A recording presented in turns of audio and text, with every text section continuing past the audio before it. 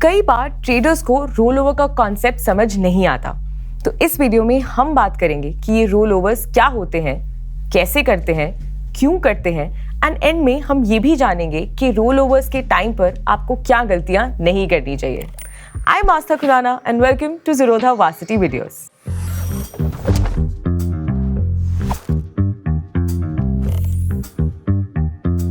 Role over समझने से पहले आपको ये पता होना चाहिए कि एक फ्यूचर्स कॉन्ट्रैक्ट की 3 एक्सपायरीज होती हैं: current month, mid month and far month.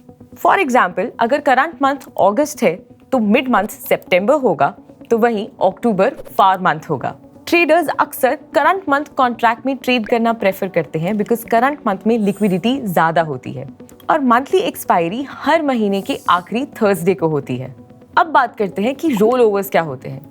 मानकर चलते हैं कि मैं निफ्टी का एक लॉट खरीदती हूँ एट द प्राइस ऑफ 19,590, वो भी करंट मंथ कॉन्ट्रैक्ट में विच इज अगस्त, और एक लॉट खरीदने के लिए लगभग मार्जिन लगता है 1,11,000 का। अब मैं निफ्टी पर लॉन्ग इसलिए हूँ बिकॉज मुझे आने वाले टाइम में निफ्टी और भी ऊपर जाती हुई दिख रही है, पर ये इस एग्जाम्पल की बस एक हाइपोथेटिकल सिचुएशन ही है। अब मान लेते हैं कि निफ्टी हमारी मनचाही डायरेक्शन में मूव करना शुरू करता है एंड जैसे जैसे वो मूव कर रहा है अगस्त मंथ की एक्सपायरी आ जाती है। इसका मतलब ये है दैट अगस्त मंथ का contract will cease to exist and ऐसे केस में मैं अपनी लॉन्ग की हुई निफ्टी की पोजीशन को होल्ड नहीं कर सकती। मैंने जब 19,590 पे निफ्टी लॉन्ग किया था तो मेरा टारगेट था 19,990 का, लेकिन अगस्त के एंड में निफ्टी अभी सिर्फ 19,700 पर ही है। तो ऐसे टाइम पर हम अपनी पोजीशन को रोल ओवर कर सकते हैं। इसका मतलब ये है कि मैं अगस्त के कॉन्ट्रैक्ट में अपनी पोजीशन को क्लोज कर दूंगी, यानी कि सेल कर दूंगी, and same quantity and same stock या फिर इंडेक्स में नेक्स्ट मंथ के कॉन्ट्रैक्ट में मैं उसे बाय करूंगी एंड इसे हम रोल ओवर कहते हैं।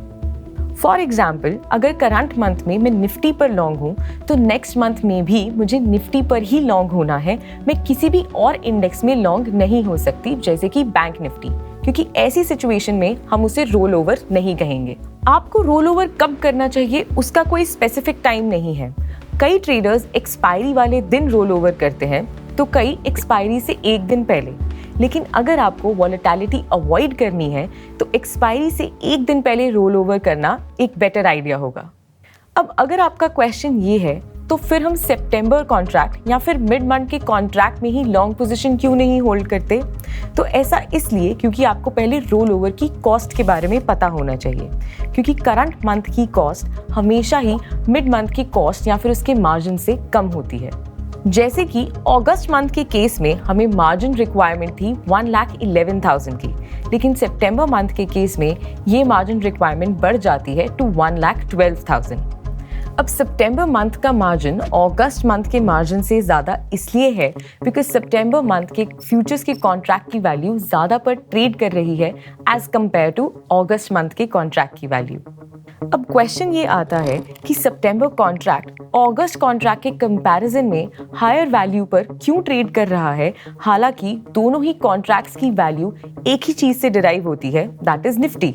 उसको समझने के लिए आपको फ्यूचर्स प्राइसिंग के बारे में समझना पड़ेगा, जो आप वार्सिटी की वेबसाइट पर जाकर इस मॉड्यूल में समझ सकते हैं।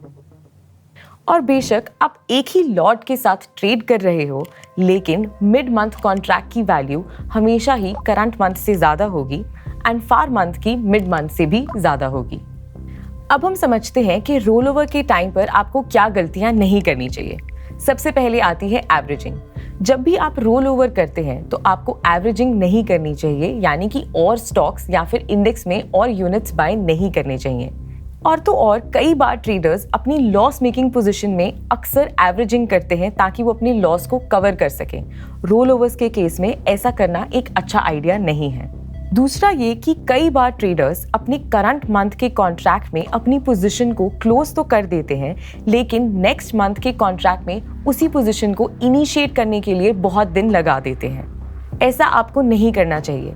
अगर आप रोल ओवर कर रहे हैं तो दोनों ही transaction, that is closing the transaction in the current month and initiating that same transaction in the next month, ये simultaneously ही होना चाहिए। एंड तीसरा ये कि रोल ओवर्स का कॉन्सेप्ट फ्यूचर्स के केस में ज़्यादा अच्छे से वर्क करता है एज कम्पेयर टू ऑप्शंस। ऐसा इसलिए बिकॉज ऑप्शंस के केस में factors like theta and beta ये भी उसके प्रीमियम को अफेक्ट करते हैं। आई होप आपको ये वीडियो हेल्पफुल लगा होगा। अगर आपको कोई भी डाउट है आप नीचे कमेंट सेक्शन में पूछ सकते हैं। मिलते हैं अगली वीडियो में, तब तक के लिए हैप्पी इन्वेस्टिंग।